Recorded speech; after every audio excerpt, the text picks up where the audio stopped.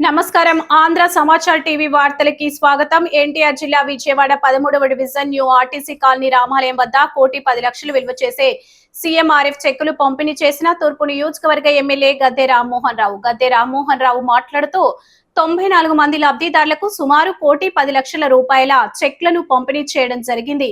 కూటమి ప్రభుత్వం ఏర్పడిన తర్వాత ఈ 2 సంవత్సరాలలో తూర్పు నియోజకవర్గంలో 14 కోట్లు పంపిణీ చేయడం జరిగింది. గత ప్రభుత్వంలో సీఎంఆర్ఎఫ్ చర్లపల్లి పూర్తిగా రద్దు చేయడం జగన్మోహన్ రెడ్డి ఎంతో పెద్ద తప్పు చేశారు. చంద్రబాబు నాయుడు 1995లో ముఖ్యమంత్రి ఉన్నప్పుడే ముఖ్యమంత్రి సహాయ నిధి ప్రారంభించారు. అప్పటి నుండి ఎంతో మంది సీఎంలు వచ్చారు. ముఖ్యమంత్రి సహాయ నిధి చెక్కులు కొంతవరకైనా పంపిణీ చేశారు.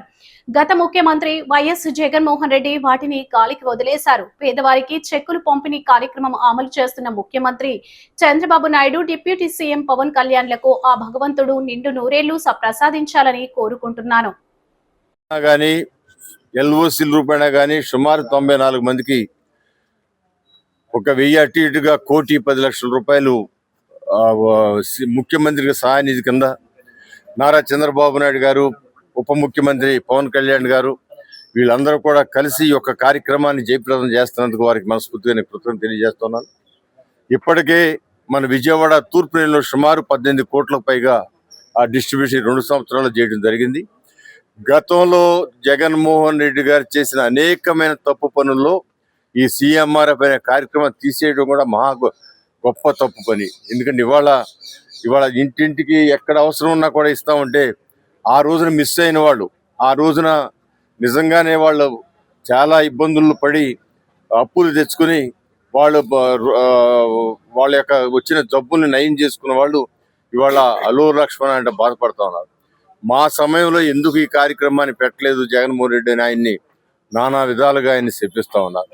ఎందుకంటే ఈ ఆయన 1995లో ముఖ్యమంత్రితో పొట్టపట్టు చేపట్టిన కార్యక్రమాల్లో ఒకటి ఇది ఆ ముఖ్యమంత్రి సహాయ నిధి. ఆ ముఖ్యమంత్రి సహాయ నిధి తర్వాత అందరూ ముఖ్యమంత్రులు ఆయనంత కాకపోయినా ఎంతో కొంత చేశారు, ఒక జగన్మోహన్ రెడ్డి గారు తప్ప. అది ఎందుకంటే ఇది చంద్రబాబు గారు మొదలుపెట్టిందని చేస్తే తప్ప పేదవాళ్ళు ఎంత నష్టపోతున్నారని చిత్తశుద్ధి ఆయనకి లేకపోవడం దురదృష్టకరం. ఏదేమైనా కూడా మరి ఈ కార్యక్రమాన్ని మరింత ఇచ్చే శక్తి కూటమి ప్రభుత్వానికి, నారా చంద్రబాబు నాయుడు గారికి, పవన్ కళ్యాణ్ గారికి ఆ భగవంతుడు ప్రసాదించాలని మనస్ఫూర్తిగా కోరుకుంటూ, లబ్ధిదారులకి మరి వాళ్ళ కష్టాల్లో పాలు పంచుకుంటామని చెప్పి నారా చంద్రబాబు నాయుడు గారు ఏదైతే చెప్పారో వాళ్ళకి వచ్చిన కష్టంలో ఎంతో కొంత శాతం 30% అవచ్చు, 40 అవచ్చు, 50 అవచ్చు, 60 అవచ్చు, 70 అవచ్చు, 80 అవచ్చు ఆ శాతం ఇచ్చి కష్టాల్లో